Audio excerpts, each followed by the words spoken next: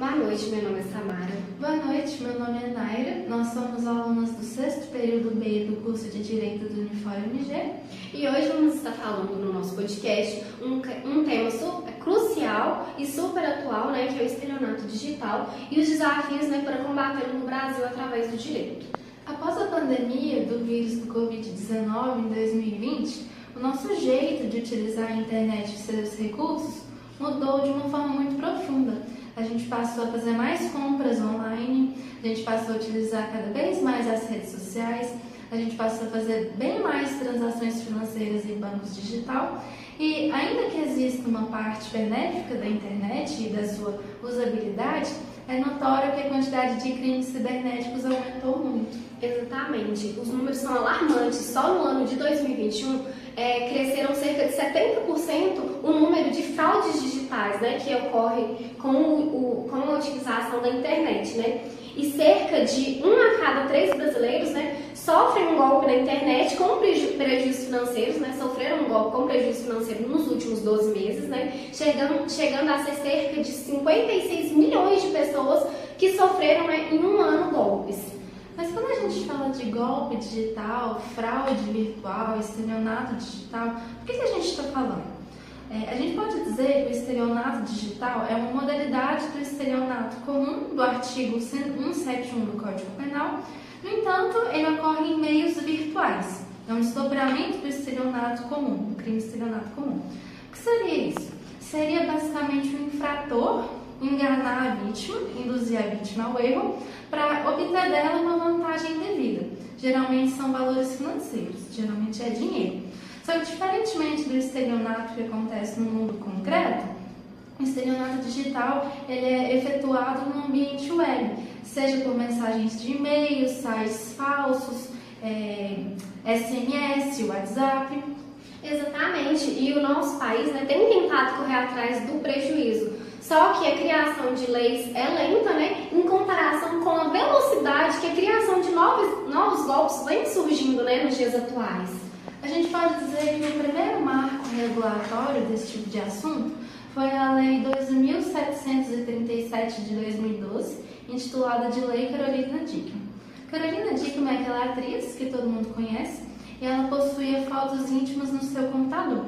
Ela foi hackeada por criminosos que passaram a chantagear ela, que se ela não desse uma determinada quantia de dinheiro, eles iriam expor aquelas fotos dela na internet.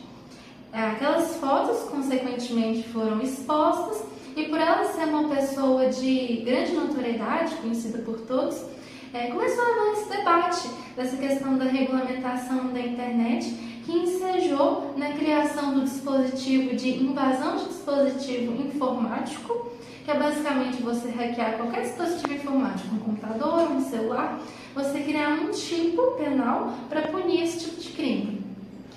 Em 2014, né, veio a Lei 12.965, conhecida como Marco Civil da Internet, né? Embora ela não tipifique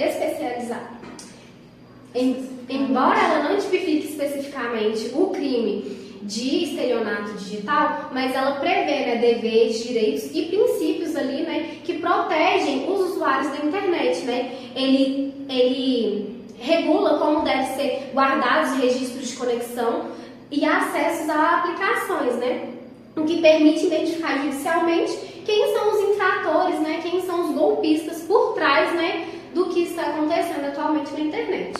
Outra lei que a gente escuta muito falar ao longo do curso de Direito, também na própria vida, na nossa realidade, é a Lei Geral de Proteção de Dados, porque ela estipula normas, tanto para as pessoas físicas como para as pessoas jurídicas. No ambiente de hoje em dia, as nossas informações pessoais, elas são muito valiosas, porque se alguém tem os seus dados pessoais, dados bancários, a pessoa que porta aqueles dados de maneira indevida pode utilizar eles para qualquer fim que ela queira. Então essa lei, ela veio para tutelar, para proteger as informações pessoais sensíveis, para que elas não sejam expostas ou até mesmo vendidas para pessoas sem autorização.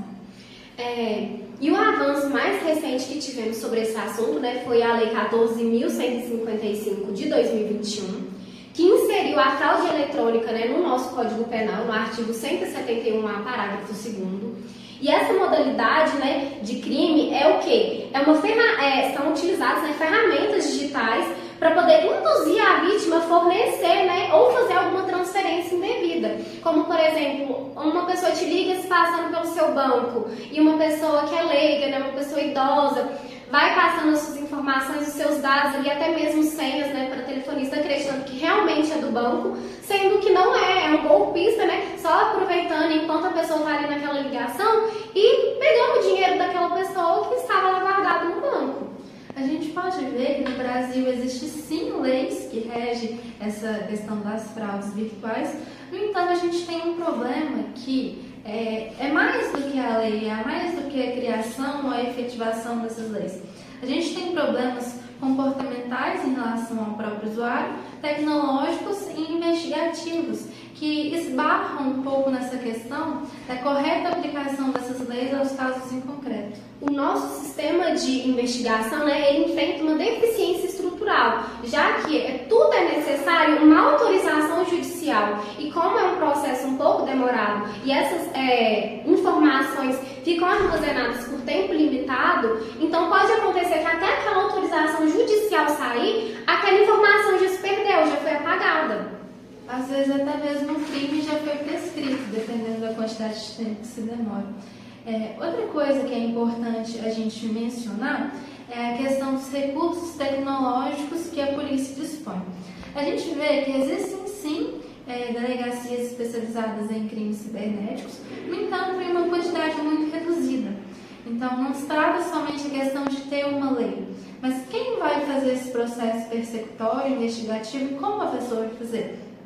Porque o crime de estelionato digital, as fraudes digitais, elas ocorrem de uma maneira diferente daquelas que acontecem no mundo em concreto. A forma de você investigar um crime cibernético, ela é muito diferenciada. Então, a polícia, eles precisam ter recursos tecnológicos para fazer esse tipo de investigação e também pessoal qualificado, que não sejam pessoas que têm conhecimento somente na área jurídica, mas também na própria área tecnológica. Exatamente, e a natureza da internet em si, né, ela gera um problema de jurisdição e uma dificuldade de rastreamento. Não é tão fácil quanto um crime presencial, né, que você está ali na cidade, você tem noção mais ou menos de quem foi aquela pessoa que te passou aquele golpe e tudo mais. Então, assim, você tem que ir atrás do infrator, você não tem o nome, você não tem o rosto, você não sabe quem foi ali. E o que acontece muito que a gente vê? A internet, ela pode ser utilizada por qualquer pessoa no mundo. Então, às vezes, a vítima está num país, o infrator está em outro país e o servidor utilizado para o cometimento daquele crime está em outro país. Então, são leis distintas, lugares muito longes um do outro, e acontece que para a correta efetivação dessas leis é necessário existir uma questão de cooperação internacional. E os países, eles se juntam, façam tratados e colaborem entre si para punir esses infratores da forma como é devido. Exatamente. E a questão do anonimato na rede, né, ele seria uma coisa que é um direito da pessoa postar alguma coisa sem ser identificada, desde que aquela postagem não infrinja o direito de outra pessoa, né? E em vez disso, os criminosos têm utilizado isso a favor deles, né? Se mascarando ali e dificultando a sua identificação, utilizando recursos que modificam a sua identidade ali na internet, não mostrando quem eles realmente são, né? E a quebra desse anonimato, desse direito da pessoa, não é, né, viável no Estado democrático de direito. O que seria viável nessa situação é sim dar mais recurso para a polícia, né, para ela ter uma menor dificuldade de rastrear quem está por trás daquele golpe.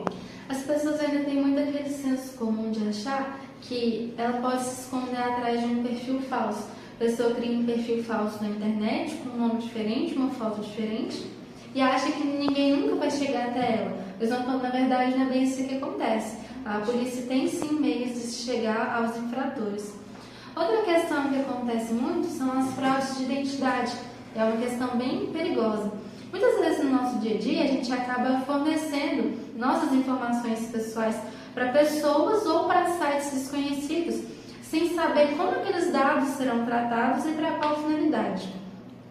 Então, a gente acaba colocando nosso nome, CPF, identidade, dados bancários, às vezes até mesmo em sites falsos. E baseado portando aqueles dados, os infratores conseguem fazer compras, empréstimo, e às vezes quando a vítima tem ciência de que aquilo está acontecendo, já é tarde demais. Um dos autores do nosso artigo, ele cita que existe uma ferramenta que pode auxiliar a coibir essas fraudes de identidade, que é a tecnologia blockchain. Ao invés da pessoa utilizar um CPF, a identidade, o nome dela nos sites, ela cria uma identidade virtual baseada em blockchain, que é descentralizada, não existe ninguém que faça essa intermediação de dados. Aqueles dados ele é de posse somente do próprio dono, do próprio proprietário, e impossibilita acessos indevidos de terceiros e vazamento de dados. Pois é, e por fim, né, o maior desafio e a vulnerabilidade mais explorada pelos criminosos são nossos próprios comportamentos, né, como usuário na internet. Às vezes a gente fala perto do nosso celular alguma coisa que a gente tem interesse em comprar e começa a aparecer anúncio daquilo. E a gente simplesmente clica no link sem verificar se aquele link é do site oficial, ele é verídico ou não, né, dando um pouco mais de acesso e facilitando, né, o trabalho dos golpistas.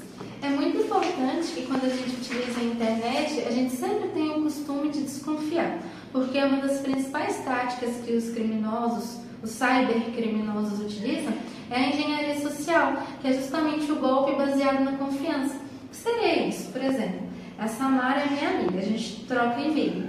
Eu vou lá, vou criar um terceiro, né, um infrator, crio um e-mail no meu nome, com a minha foto, se passa por mim. A Samara, acreditando que realmente sou eu, baseado numa relação de confiança, vai lá e transfere dinheiro, por exemplo. Ela acha que está transferindo para mim, mas na verdade ela está transferindo para um criminoso. É muito importante que as pessoas adquirem esse costume de não confiar muito nas coisas. É igual aquilo que a gente vê demais. A pessoa vê uma oferta boa na internet por um preço muito menor do que o valor real que aquilo realmente tem, acha que está fazendo um bom negócio, na verdade está caindo num golpe. Então é importante que as pessoas tenham sempre esse costume de checar se aquele e-mail, aquela chamada, aquele site realmente é um site verdadeiro ou falso. Exatamente. Como a Naira disse agora, né, a negligência, né, é a nossa pior inimiga. E às vezes em ações simples do nosso cotidiano a gente negligencia, né, como repetir senhas em aplicativos, em redes sociais. Então, assim, é uma maneira de facilitar o trabalho dos golpistas, né? Porque se eles descobrem uma, descobrem todas.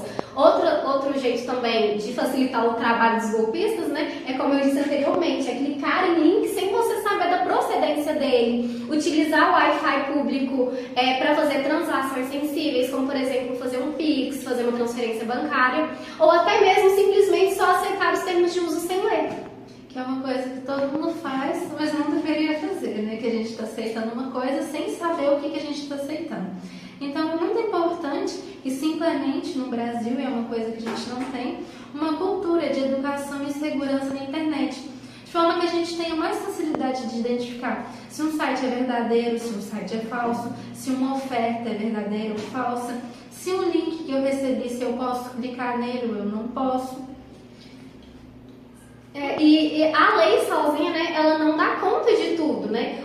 A nossa ação, né, seria a principal prevenção para evitar esses golpes digitais. Como, por exemplo, a gente lê, né, como eu disse anteriormente, ler os termos de uso e tomar cuidado com qual rede você acessa, qual site você acessa. Então, assim, isso tudo já ajudaria muito a prevenir. E essa educação digital, como tem sido cada dia mais comum, né? A gente cair em golpes digitais, é cada dia mais comum a gente fazer transações, compras, tudo online, ela poderia ser fornecida pelo próprio governo, até mesmo via digital, né? Já ajudaria bastante para evitar, né, de acontecer esse crime. Então, o nosso trabalho falou sobre as fraudes digitais, como o ordenamento jurídico brasileiro trata a questão dessas fraudes e quais são os empecilhos que a gente tem atualmente que dificultam a efetivação dessas leis que já existem. A gente escolheu esse tema fazendo uma interseção entre o direito penal e o direito digital e a gente achou ele muito pertinente porque é uma coisa que todo mundo vive. Quem nunca recebeu, né, um link falso, uma chamada falsa de uma pessoa, e que é importante realmente que cada um de nós tenha o hábito de checar tudo que vê na internet, não confiar nas coisas muito cegamente, para que a gente adote medidas de prevenção para a gente não ser vítima desse tipo de crime. Exatamente, isso ajudaria muito, né, a prevenir, evitar e facilitaria o trabalho dos investigadores. Isso mesmo, é isso. Espero que vocês tenham gostado. Muito obrigada. Boa noite.